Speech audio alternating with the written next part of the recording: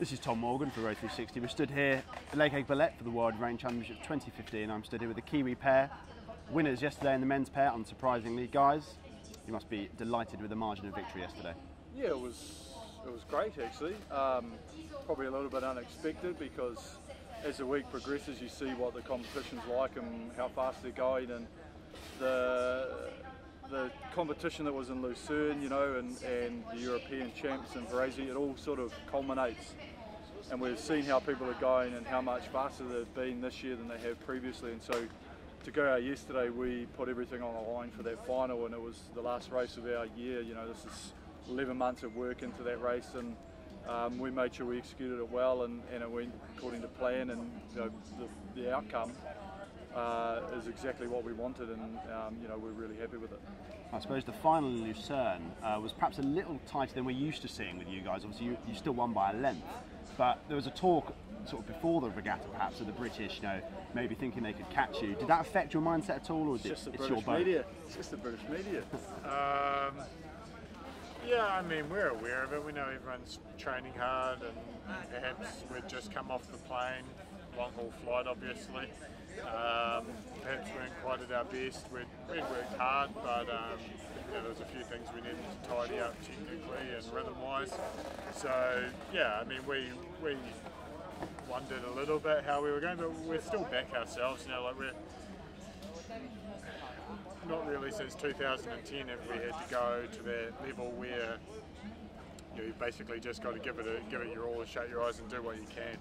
And we always know that's in the bottom of the suitcase if we really need it. So with that in mind, we did progress through the rounds in Lucerne, and in some ways it gave us a good starting point to attack the World Champs here, because we knew we weren't quite at our best and there were things that we could improve on.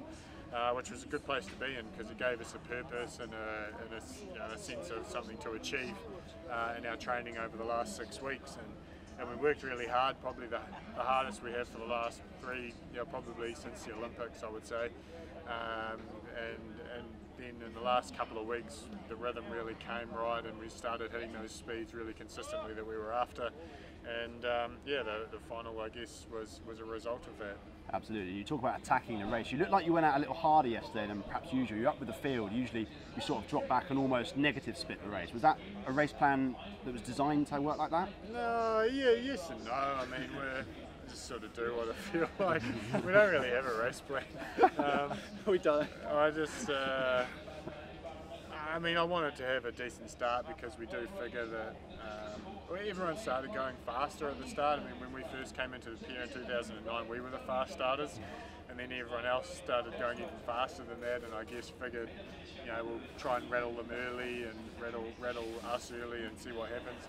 And yeah, we wanted to not be dropped by everyone, and that we know the flip side of that is that they, you get a boost and a wee bit of an advantage if you get that lead. So we wanted to nullify that if possible, and shut it down and get in front and have a game over, ideally. I mean, that's what we want to happen. Whether it happens or not, we've always got a plan B or a plan C or a plan D as well, but that's sort of plan A, and luckily plan A worked.